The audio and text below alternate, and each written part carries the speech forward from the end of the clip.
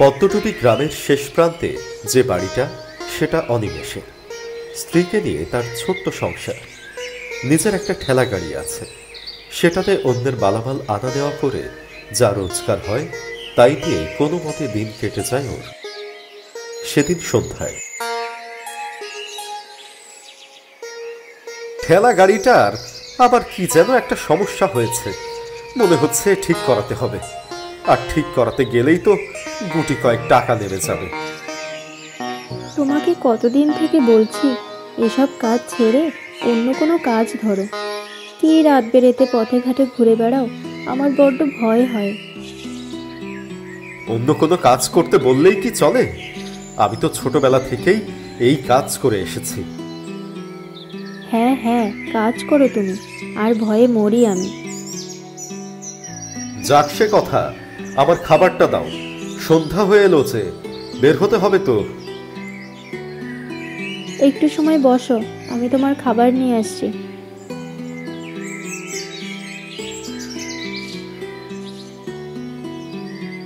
অনিমেষের স্ত্রী খাবারের পোটলা হাতে ঘরে চলে যায়। প্রতিদিন ঠিক সন্ধ্যায় অনিমেষ রাতের খাবার সাথে নিয়ে বেরিয়ে যায়। রাতে ঠেলা গাড়ি নিয়ে 2-3 গ্রাম ঘুরে বেড়ায়। কারো কোনো কাজ থাকলে তা করে দেয় অনিমেষ।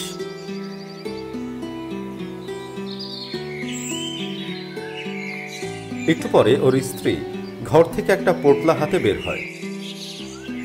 আমি বলি কি, রাতের বেলা কাজে না গেলে হয় না? আমার বড্ড ভয় করে।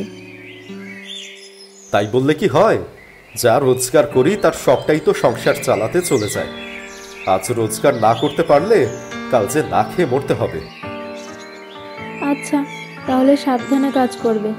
যাও, সন্ধ্যা নেমে এসেছে, তার উপরে আবার আকাশে আজ বড় মেঘ করেছে, ঝড় বাদল হতে পারে।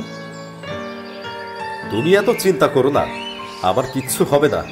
তুমি খাওয়া দাওয়া করে শুয়ে পড়ো, আমি কয়েক ঘন্টার ভিতরেই চলে আসব। অনিমেষ তার ঠেলা গাড়িটাকে নিয়ে বেরিয়ে যায়।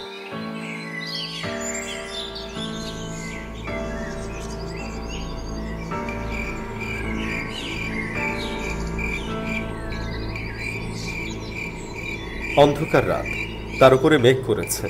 গ্রামের পথ ধরে যেতে হবে বোলতলি গ্রামে। সেখান থেকে কাজ খুঁজতে খুঁজতে ফিরে আসতে হবে। খানিক বাদে প্রচন্ড শব্দে আকাশে মেঘ গর্জন করে ওঠে। এ কি হলো? ঝড় বাদল শুরু হবে না তো? ঝড় হলে তো মহা মুশকিল। আবার ঠেলার চাকা যে আর ঘুরবে না তাহলে। একেবারে না খেয়ে মরতে হবে। যাই, তাড়াতাড়ি পা চালাই। অনিমেষ জোরে জোরে হেঁটে সর্বশক্তি দিয়ে ঠেলাটাকে টেনে নিয়ে চলল। তখন অনেক রাত। বোলতলি গ্রাম থেকে কাজ খুঁজে নিজের গ্রামের দিকে আসছে অনিমেষ।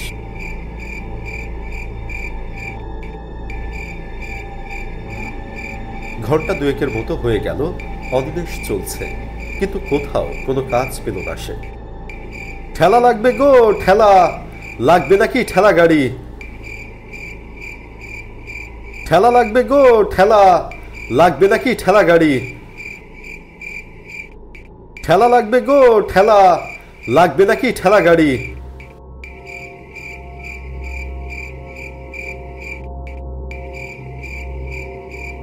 ধুর ধুর, আজকে কপালটাই খারাপ, একটা কাজও পেলাম না। কাল নির্ঘাত উপোস করে মরতে হবে। এই কথা বলতে বলতে যখন অনিমেষ চলে যাচ্ছিল, ঠিক তখনই পিছন থেকে একটা গলা শোনা গেল। কেউ একজন জোরে জোরে তাকে ডাকছে। অনিমেষ পিছন ফিরে দেখার চেষ্টা করল। কে ডাকলো? কারো কি ঠেলা গাড়ির দরকার?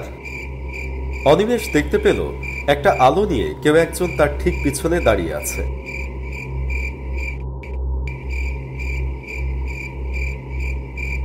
অনিমেষ ঠেলা গাড়ি রেখে একটু কাছে যেতেই স্পষ্ট দেখতে পায় তাকে। একটা মাঝ বয়সী লোক, সাথে মাটিতে রাখা কোনো বস্তুকে সাদা কাপড়ে ঢেকে রাখা হয়েছে। কে ভাই আপনি? কি চান?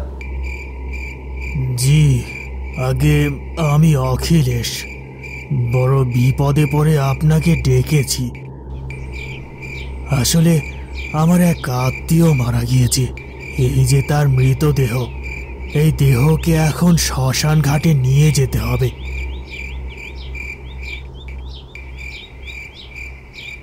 কিন্তু কিন্তু কিভাবে নিয়ে যাব আমি বুঝতে পারছি না। আশেপাশে কোনো লোকজন বা গাড়িও তো দেখছি না। এখন আমি আপনাকে কি সাহায্য করতে পারি? আপনি যদি দয়া করে এই মৃতদেহটাকে শ্মশান ঘাটে নিয়ে যেতেন তাহলে বড় উপকার হতো। আপনার ভয় নেই, সাথে আমিও যাব। দেখুন, আমি তো আমার ঠেলায় শুধু ইট বালু বা ধান চাল নেই, কোনো মৃতদেহ তো নেই না। অনিমেষ কথাটা বলা মাত্র অখিলেশ নামের লোকটা হুমড়ি খেয়ে পড়ে অনিমেষের পায়ের উপর, আর কাঁদতে কাঁদতে বলে, একটু দয়া করুন, আমি এত রাতে আর কাকে পাবো বলুন? আপনি মুখ ফিরিয়ে নেবেন না, আমাকে সাহায্য করুন, বড় বিপদে পড়েছি যে। আহা, আমি বললাম তো আমি মৃতদেহ নেই না, দয়া করে জোর করবেন না। এমনিতেও অনেক দেরি হয়ে গেছে, আর কিছু সময়ের ভেতরে যদি এই মৃতদেহকে দাহ কার্য করানো না হয় তাহলে অনিষ্ট হয়ে যাবে, একটু দয়া করুন। অনিমেষের আর কিছুই করার ছিল না। লোকটিকে দেখে কিছুটা কষ্ট লেগেছিল অনিমেষের। অগত্যা সে অখিলেশ আর তার সাথে ওই মৃতদেহকে ঠেলা গাড়িতে নিয়ে নিল। এরপরে সর্বশক্তি দিয়ে আবারও ঠেলা টানতে শুরু করলো। ওইখান থেকে শ্মশান ঘাট বেশ খানিকটা দূরে। এদিকে আকাশের অবস্থাও বেশি ভালো না। সব মিলিয়ে বেশ চিন্তায় পড়ে গেল অনিমেষ, আর একা একা বিড়বিড় করে বলতে লাগলো, জানি না আজ কপালে কি আছে। শুরু থেকে কেমন যেন একটু সন্দেহ হচ্ছে। একজন মানুষের মৃতদেহ নিয়ে একটা লোক একা এসেছে, এ কি করে সম্ভব? অন্তত 2-4 জন তো থাকাই দরকার, তার উপর এই মাঝরাত। কি হলো ভাই, তাড়াতাড়ি চলুন, আকাশের অবস্থাটা যে ভালো না। হ্যাঁ হ্যাঁ, এই যাই। আচ্ছা, আপনি মৃতদেহ নিয়ে একাই এসেছেন? না মানে আমি বলতে চাচ্ছি যে আপনার সাথে আর কেউ আসেনি? না, আর কেউ আসেনি, আমি একাই এসেছি। কেন, একা একা আসা যাবে না বুঝি? না না, আসা যাবে না কেন? অবশ্যই আসা যাবে। আমি তো এমনি জিজ্ঞেস করছিলাম। স্বাভাবিকভাবেই কথাটার উত্তর দিল অনিমেষ, কিন্তু সে স্পষ্ট লক্ষ্য করল লোকটার কথাবার্তা হঠাৎ কেমন যেন পাল্টে গেছে। গলার স্বরটাও কেমন যেন বিদঘুটে হয়ে উঠছে।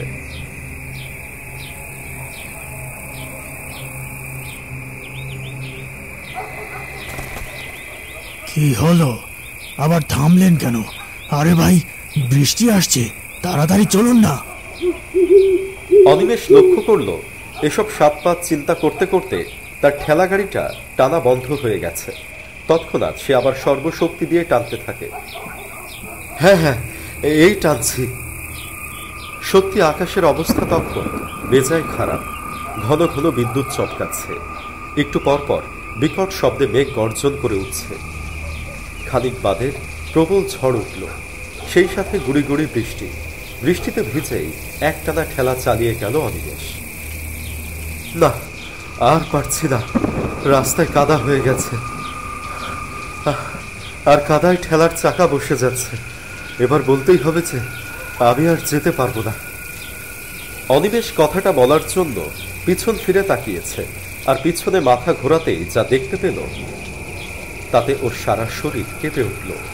মাথায় যেন গোটা আকাশ ভেঙে পড়ল। অনিমেষ দেখল পিছনে ঠেলায় বসে থাকা সেই অখিলেশ বসে আছে ঠিকই, কিন্তু তার মাথাটা নেই। ঘাড়ের কাছ থেকে ফিনকি দিয়ে রক্ত ঝরছে।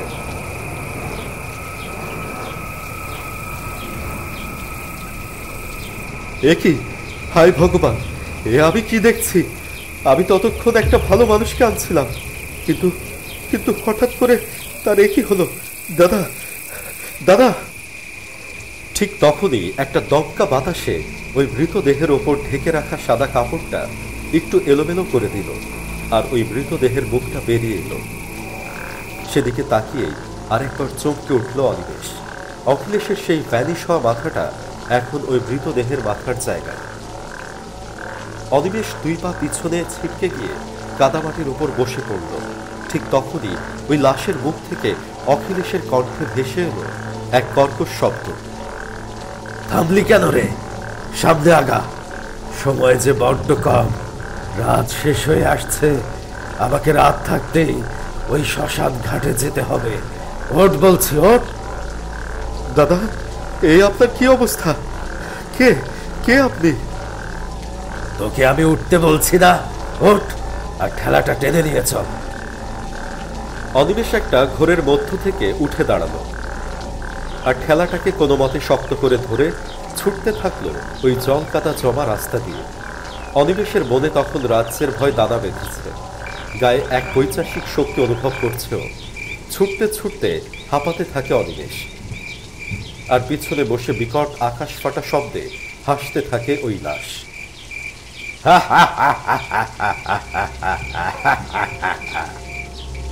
যখন শ্মশানে পৌঁছায় তখন অনিমেষের প্রাণ ওষ্ঠাগত।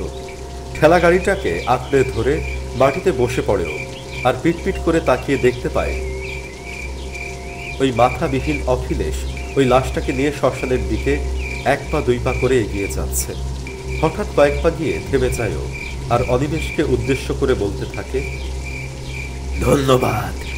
আজ ৩৭ বছর ধরে ওই বলতলি গ্রামে ঘুরে বেড়াচ্ছি। আজ তুই আমাকে শ্মশানে পৌঁছে দিলি। আজ আমার মুক্তির দিন, আজ আমার শান্তির দিন। অনিমেষ দেখতে পেল খানিক দূরে একটা চিতার আগুন চলছে। হয়তো কিছুক্ষণ আগে কাউকে পোড়ানো হয়েছে।